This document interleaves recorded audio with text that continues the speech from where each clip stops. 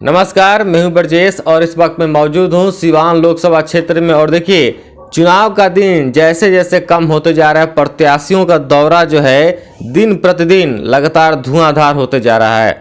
ऐसे में सिवान में अब सियासी हलचल भी मच रही है, लगातार जुबानी जंग भी छिड़ रही है। आपको हमने कल एक इंटरव्यू दिखाया था कौशलेंद्र कुमार सिंह उर्फ के सिंह, जो एक समाज सेवी के तौर पर नजर आते हैं।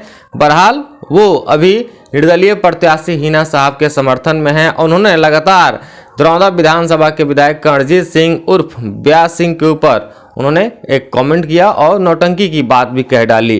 तो ऐसे में दरौंदा विधानसभा के विधायक कर्णजीत सिंह उर्फ ब्यास सिंह के तरफ से अपना जो पक्ष रखने के लिए हैं दरौंदा बीजेपी के पश्चिमी मंडल अध्यक्ष उमाशंकर सिंह जी, इनसे हम बात करेंगे। उमाशंकर जी, सबसे पहले हम माफी जानना चाहेंगे कि नौटंकी शब्द आ रही है दरौंदा विधायक के ऊपर, क्या कहेंगे इसको लेकर? देखिए, दरौंदा के जो विधायक हैं कर्णजीत सिंह उर्फ ब्यास सिंह जी, उनके ऊपर कोई उंगली उठा रहा है तो वो अपने गिरेबान में झांक के देखे कि उनके अंदर कितनी कमियां हैं। लड़े थे ना दरौंदा विधायक के खिलाफ, जमानत जब्त हो गया, 1200 वोट नहीं मिला, और दरौंदा विधायक के ऊपर कहते हैं कि नौटंकी करते हैं। दरौंदा के विधायक अगर कर्णजीत सिंह नहीं होते, शिव जी नहीं होते तो कैलाश नहीं होता, भगवान राम नहीं होते तो हनुमान दास नहीं होता, और ये सूर्य नहीं होते तो प्रकाश नहीं होता, ब्यास सिंह नहीं होते तो दरौंदा का नया इतिहास नहीं होता। अच्छा, एक चीज हमको बता दीजिए, जनेऊधारी भगवाधारी, क्या इस सब पर अब राजनीति होगी? मुद्दे कहीं ना कहीं भटकते हुए नजर आ रहे हैं। मुद्दे कहाँ भटकते हुए नजर आ रहे हैं? लगातार सिवान में तो ट्रेंडिंग चल रहा है, नकली भगवाधारी, ओरिजिनल भगवाधारी, वास्तविक भगवाधारी। आखिर क्या ये सब चल रहा है? यही तो सनातन की परंपरा है, यही नरेंद्र मोदी का देन है। नरेंद्र मोदी जी का यही देन है कि जो कल तक सिर्फ जालीदार टोपी पहनता था, आज वो भी भगवा लेके घूम रहा है। यही तो करना है हमारे नरेंद्र मोदी जी को। भगवा लेके घूम रहे हैं तो आप लोगों ने उनको परिभाषित कर दिया कि नकली भगवाधारी हैं।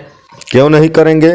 25 तारीख के बाद वो लोग लेके घूमेंगे भगवा, 25 तारीख के बाद फिर जालीदार टोपी पहन के घूमेंगे। हिम्मत है तो जो सालों भर जालीदार टोपी पहन के घूमते हैं उसको एक बार घूम के दिखाएं। वोट के लिए, वोट के लिए सियारा हुआ पोछ रंगौले बा, ये नहीं चलेगा। ये सब लोग नकली बन के आए हैं, बहुरूपिया बन के।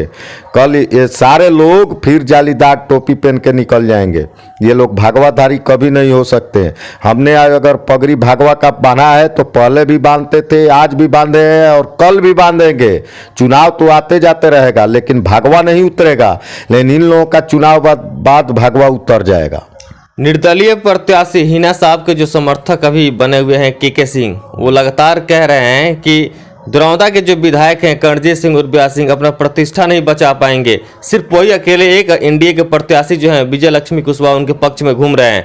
हिना साहब इस बार बम्पर वोटों से चुनाव जीत रही हैं। और भगवा के तौर पर भी उन्होंने कहा कि भगवा जो है हम लोग ओरिजिनल भगवा हैं। देखिए, के सिंह किसी प्रत्याशी का समर्थन करते हैं, साथ में अच्छी बात है रहे, लेकिन किसी पर उंगली उठाने से पहले 3 बार अपने गिरेबान में झांक करके देख लें। कहते हैं कि इज्जत नहीं बचा पाएंगे, अपना इज्जत 3 बार लड़े हैं ना दरौंदा से, जमानत जब्त हो गया, 500 या 700 वोट में रह गए। कर्णजीत सिंह ब्यास सिंह तो 2 बार दरौंदा से प्रतिनिधित्व कर रहे हैं, दूसरी बार विधायक बन चुके हैं। वो अपना देखे कि 3 बार लड़े तो कई बार जमानत बचाए हैं।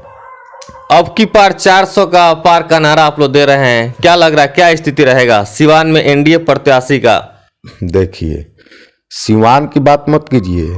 सिवान की बात तो वो लोग कर रहे हैं जो कि हार से हताश हो चुके हैं। हम खाली सिवान की बात थोड़ी करेंगे, हम पूरा बिहार की बात करेंगे। 40 में 39 नहीं होगा, 40 का 40 एनडीए जीते। हमेशा एनडीए यहाँ पर 1 लाख 1.25 लाख वोट से जीता है, इस बार 3 लाख वोटों से एनडीए यहाँ पर जीतेगा।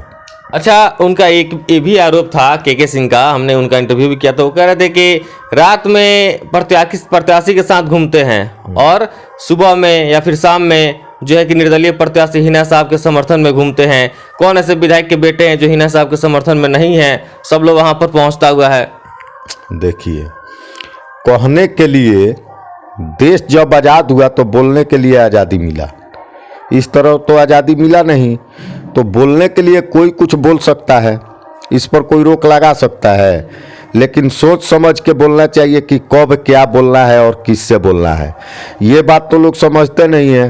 अब रह गया सवाल कि किसी पर उंगली उठा देना बहुत आसान है, निर्वहन करना बहुत मुश्किल है। तो ये लोग कहने के लिए कह रहे हैं, खुद अपने आप को वो लोग कहाँ है इसका कोई गारंटी नहीं है, और दूसरे को कहते हैं। जानते हैं, चोर अंजोर बर्दाश्त नहीं करता है, चोर अंजोर बर्दाश्त नहीं करता है, ठीक है। तो भोजपुरी में एक कहावत है कि चोरिनो होके तो गलगर होके। तो आपने देखा होगा कि रास्ते में जब चलिएगा, ठीक है ना, तो चोर सबसे पहले आपको चोर बोल देगा, साधु को चोर बोल देगा। तो इसलिए जो जैसा रहता है वही वैसा सोच रख सकता है, जो वैसा नहीं है उसके बारे में तो सोचना ही नहीं है।